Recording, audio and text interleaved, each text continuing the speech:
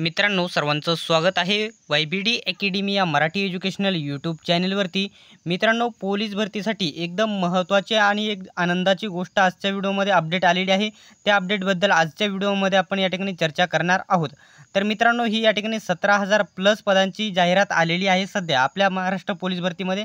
आणि मागच्या वर्षी देखील 18,000 पदाची भरती आणि यावर्षी 17,000 पदाची भरती झालेली आहे, सर्वांनाच माहीत असेल।